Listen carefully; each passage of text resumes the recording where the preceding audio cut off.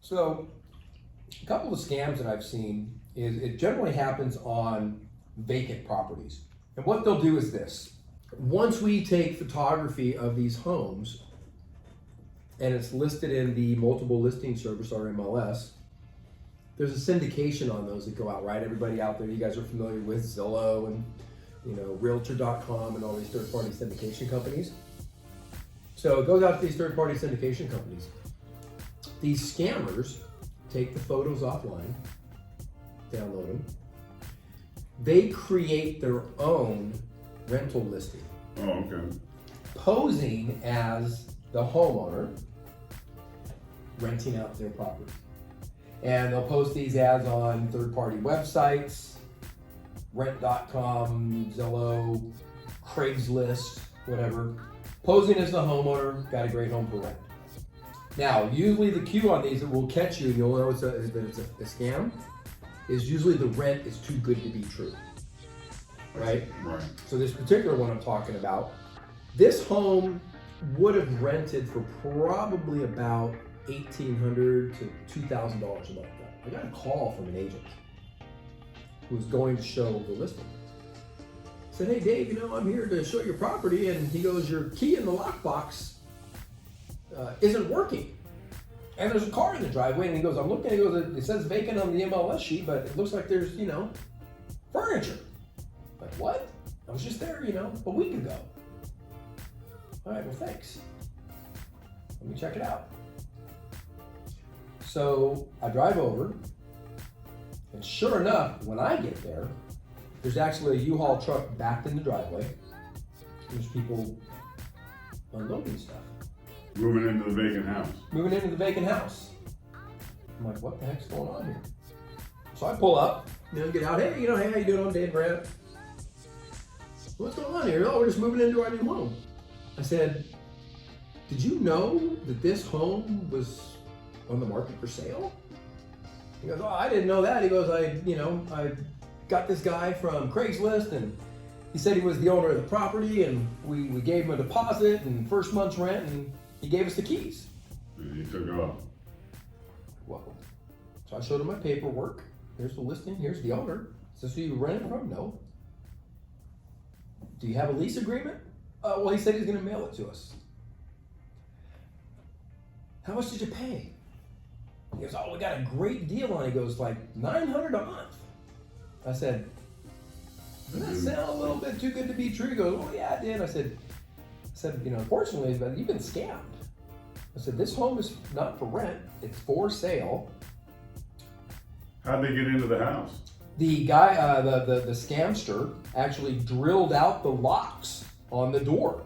And put his own locks on it with his own keys, making my keys obsolete. I gotta say, everybody, the guy's got game, Well, the problem is on those, is that happens a lot. So now these folks gave up, if I remember, it was the first month's rent, last month's rent, so $1,600, and then some various other deposits. It was like $2,200. But now these folks have no home, out $2,200, and still have to go get a new place to live. That's scary stuff. Now on that one, the owner was a nice guy. He said, hey, you know what? Wow, I feel bad for you. I'll give you some time to get out. And I think it was about 30 days later, they ended up getting a new place and transitioned and moved out of the house. So the owner just let them stay there for 30 Yeah, days? he was a good guy, just felt bad for him because they got scammed. Right. Now I had another one that happened on one of my REO bank properties.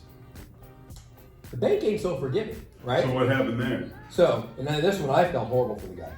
Him and his family live in Austin, Texas. He's supposed to be starting a job here in Las Vegas. So he's looking at properties to rent online. Found my foreclosure house being scammed as a rental. So he's out of Texas, here in Vegas. The scamster says, hey, no problem. If you want to wire me the first month's rent and the security deposit, which was about $3,000. It was $1,500 for the rent, $15 for security, so about $3,000. pack your family up, drive on out. I'll meet you at the home when you guys get here, and we'll get you all the keys. So one afternoon, get a phone call. Hey, this is Dave Grant. Hey Dave, this is such and such. We're here at 123 Banana Street to get our keys. And I said, to get your keys? He said, yeah. He goes, we're the ones that rented the house. I said, well, that house is not for rent, it's for sale. What? I said, you know what? I said, just hang tight. I'll be right there. So I drove over there. Poor guy literally had wired $3,000 to this scamster. Drove him and his family in a 20-foot U-Haul with their vehicle in tow behind the U-Haul. Wife, 6-month-old, 3-year-old. Oh, man. Their whole life in the back of a U-Haul, sitting in front of a house that they aren't going to move into. That's brutal. So I pull up, we go through it. I can see the wife breaks down. She starts crying. He's like, what am I going to do? We've got $2,000 to our name. I said, I am sorry. I said, I would recommend, go file a police report. I said, maybe they can track where the wiring went to, the account, maybe, file a report. But unfortunately, this home is for sale. It's a bank foreclosure. The bank ain't gonna let you move in. Right. So I directed them to, this was kind of over on the northwest side of town, directed them to the Santa Fe, that they could get a big parking lot to put the U-Haul and find some temporary hotel rooms until they can get their situation worked out.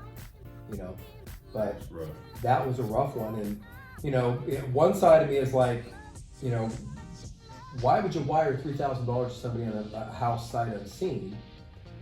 But then some people just take people with their word and good nature, Right. But those were a couple that I had that were just, you got to be careful out there, because there's people out there that will take advantage of your good nature and take what they can from you.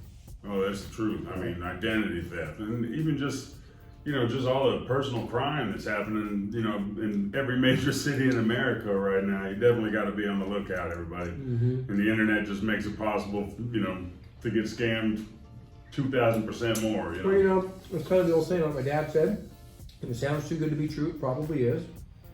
And go with your gut. Right. Your gut is generally right more times than not. Right. Like Eddie Haskell used to say, a sucker's born every minute, right? You're either a duper or a dupee. Yeah, no doubt.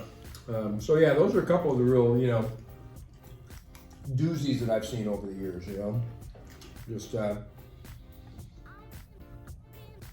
I'm never surprised, by some of the stuff that I see, in 21 years in real estate. Well, these experiences definitely give me something to aspire to. I'm going to have to reset it. Well, we can only, we just have, we've got to be those additional eyes and ears to our clients out there, right? Right. Just because we have a little more experience at it, and just use our best judgment. Well, Dave, I'm definitely glad you had lunch with me and that you've had these experiences, because that only helps to, get me out of some binds, in my career as well. But thanks a lot for doing this, Dave. I appreciate it. It's been my pleasure, and the food is absolutely delicious. I'm going to sit here and finish these wings out, and you're going to be getting invites to a few giant pre-parties this year for sure. Hey, sounds good. Thanks for tuning in, everybody. As always, don't forget to like, subscribe, and ring that bell. You don't want to miss anything spicy. Everybody, if you watched all 4 parts, I can't tell you how much I appreciate you tuning in. Don't forget to like, subscribe, and ring that bell. You don't want to miss anything spicy.